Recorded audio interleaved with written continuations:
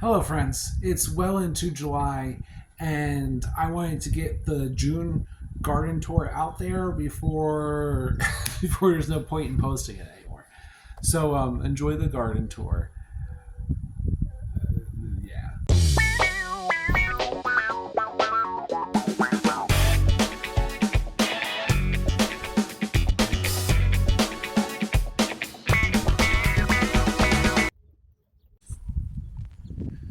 Welcome to the garden. It has been sunny and hot. June was pretty hot,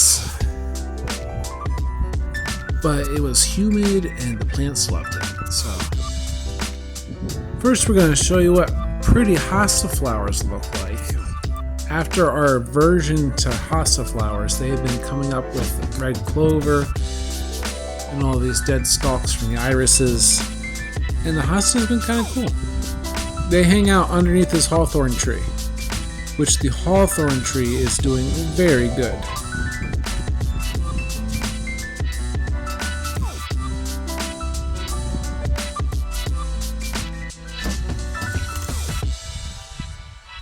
Look at those spikes.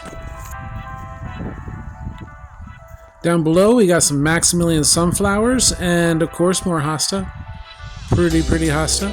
They're pretty purple flowers. There's the stalks for those sunflowers I mentioned. They'll be flowering probably in about a month. There's some evening primrose popping up in the back there.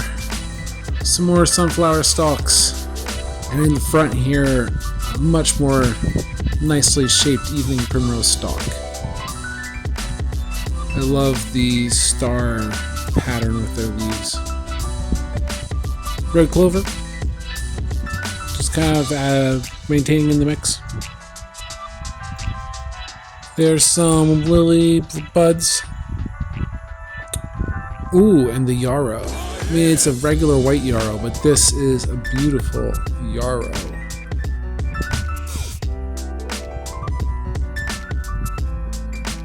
It's one of those flowers that just kind of mesmerizes you with the complication. It's a cluster of flowers. And also with that cluster of flowers, those millefolium leaves. Very beautiful plant, very powerful medicine, ancient medicine. Love me some yarrow.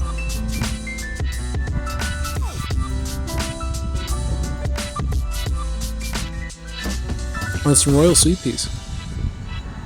They are useless, but they're pretty.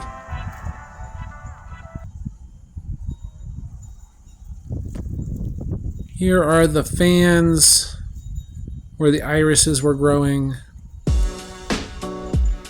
and the mess of the sweet peas tangled in between all sorts of clover and sunflower. I think all the stuff we have is just mixed.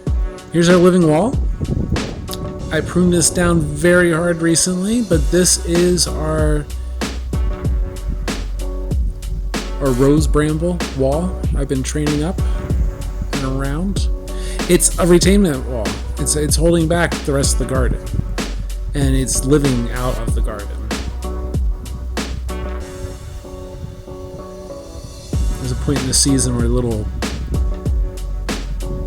egg yolk flowers are all over the place. Ooh, here's the lupin. Before I deadheaded it earlier in the season. Beautiful plant. Oh, and this here long cascading walking onion. These Egyptian walking onions have established themselves as a fun feature, just wandering through this mess. And of course, more evening primrose stalks. This one's much taller than the other two we saw previously. And back there, I believe they're called trailing stars or blazing stars. Beautiful purple flowers. We'll see them flowering a little bit. Wildflowers. Here is the colt's foot foliage. I love it as a ground covering. It's called colt's foot because it looks like a horse's footprint. And some snow peas climbing up this crabapple tree. And some goldenrod stalks. And some pretty... what is that? That's gonna be a flower. I mean, that's our parkway.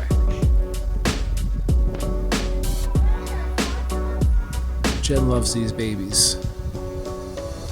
They fill up this corner of the wall and they creep across the front of our stairs. And they come back. There's a Japanese painted fern, kind of hidden down there below the bleeding hearts. Bleeding hearts are very happily established in this front space here. Oh. First day of summer. Here's some lavender we bought from the store, and some pastas, and a big cluster of catnip that grew from seed from a plant or a flower pot that I just dumped there last year. I haven't picked any of it, but it's definitely catnip. Below that is the lemon balm with a little bit of, looks like yellowwood sorrel in the front. This all here, this is our delicious, wonderful scented lemon balm. And then this stuff that keeps drooping because I guess it doesn't have deep enough roots. This is the bee balm. I believe that's the Monarda fistulosa, the kind of lavender flowered bee balm.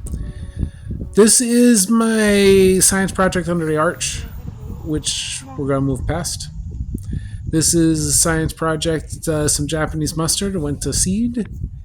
The sea kale is doing wonderfully. It has its own dominance, and its leaves are huge. Mixed in around it is yellow wood sorrel, some sweet mint that wants to go wild here, some white Dutch clover. That's the dog spot there with the balls and the sawdust, and that there is a raspberry plant. Spreading out in every direction, growing some yummy berries that we better eat before the birds get to them.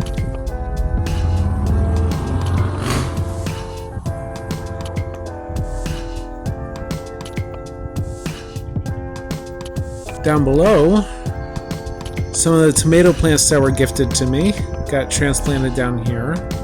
I'm hoping that the shade allows them not to get too burnt.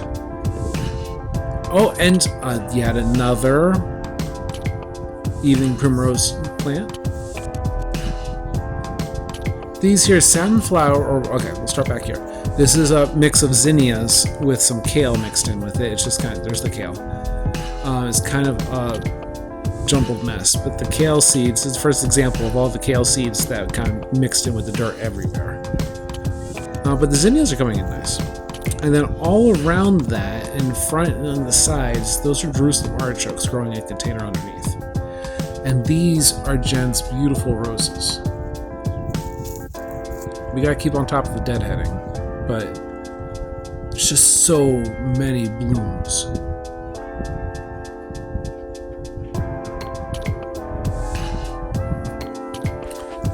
And the hyssop's doing well. And then the bee balm, oh, the hyssop's blooming. Bee balm is clustering all over the place behind it. These guys have flowers that are starting to form at the end of their stalks. They're tall stalks. And then down in the middle here, I replaced the dead citrus tree with some skullcap. That's what's in the middle of the square. And our red clover, which I probably should remove some of it from this spot. This spot is quickly becoming red clover versus the golden oregano versus like the bee balm. It's all like competing for dominance in this spot here.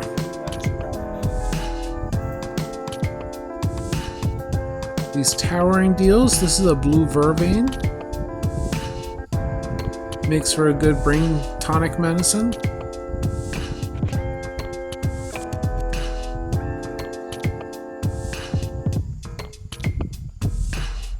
And then I had gotten some lettuce growing in these basins early in the season, including that freckled romaine in there. That's from seedlings that popped up. Let's say self-sowed last year and popped up. Grapes. A lot of my fence line is overgrown with grapes.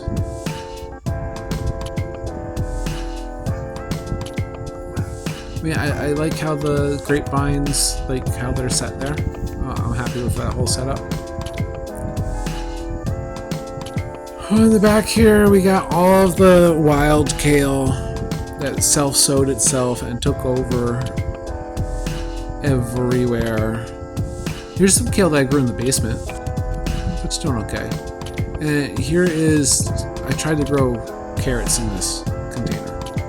But we've got kale and lamb's quarters all over the place. We got tomato plants that were planted in between the other containers.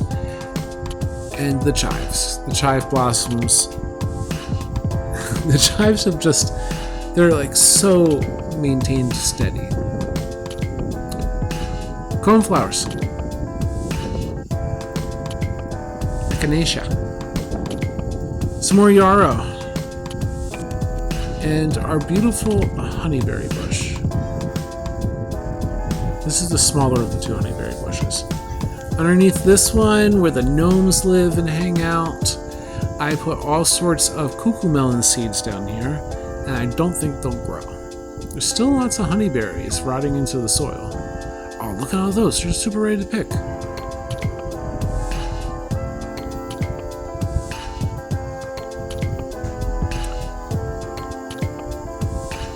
Then we move on to the cilantro. I have not picked any of the cilantro for culinary use this year, but I've picked it to make bouquets for the dining room table. And it's just a lovely plant to have around while you're working in the garden. It's just the wind blows and you smell cilantro.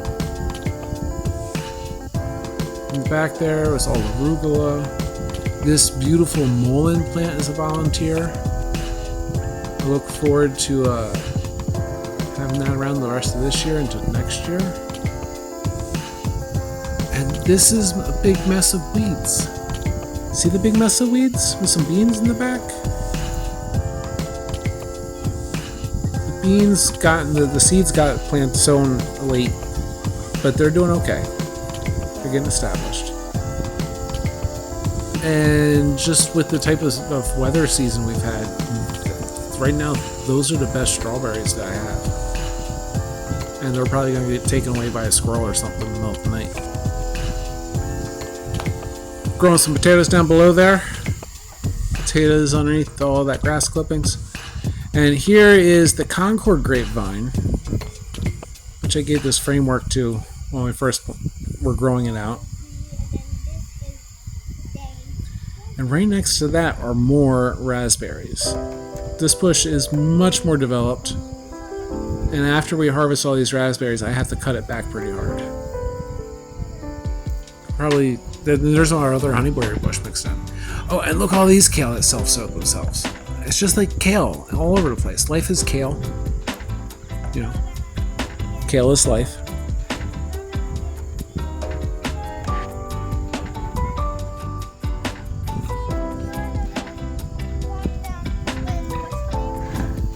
Besides kale, what is there?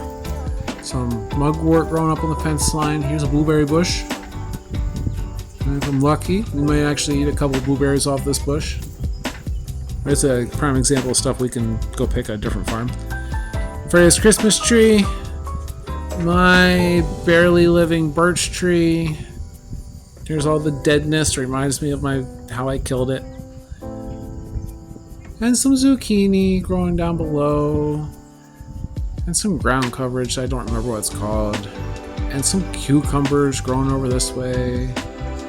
And some lamb's quarters. Lots of lamb's quarters all over the garden. Rose of Sharon growing up. Lamb's quarters, lamb's quarters, lamb's quarters growing around. And our beautiful shade seat. This is the spot where people should be sitting when it is hot out. This big old kale plant gave itself space.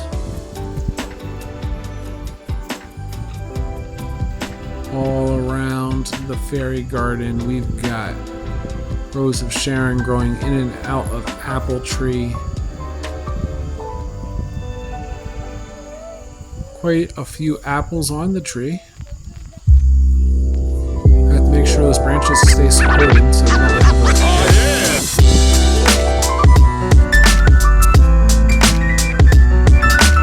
children in bathing suits. Mugwort. There's our big mugwort patch. And some little tomatoes. Big mugwort in the back row.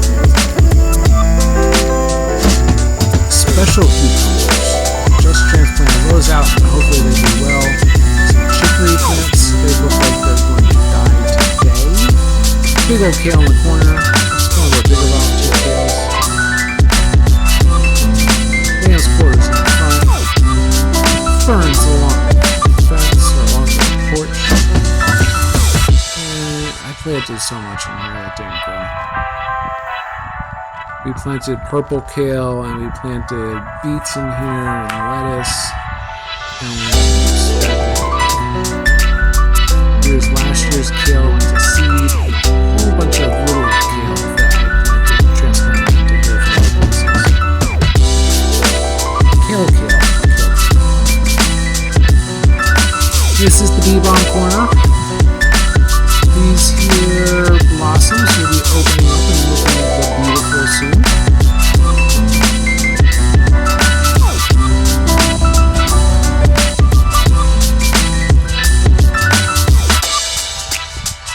You can already see the color coming through.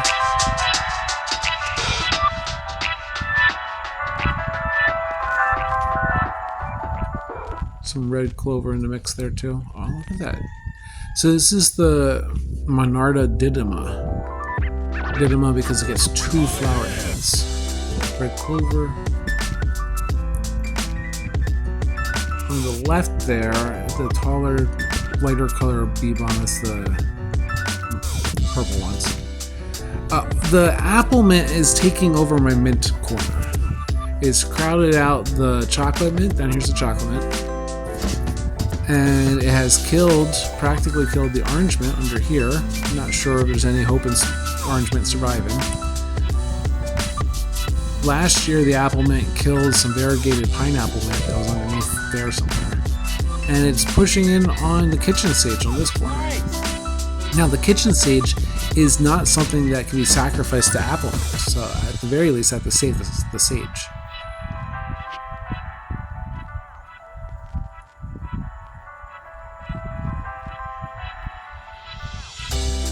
Which brings us back to empty bird feeder. Maybe I should kill it soon. Thanks for coming for the walk around the garden. I hope you enjoyed yourself. Make sure you subscribe and hit the notification button, and God bless you. God bless your garden. Peace out, Mr. Trout.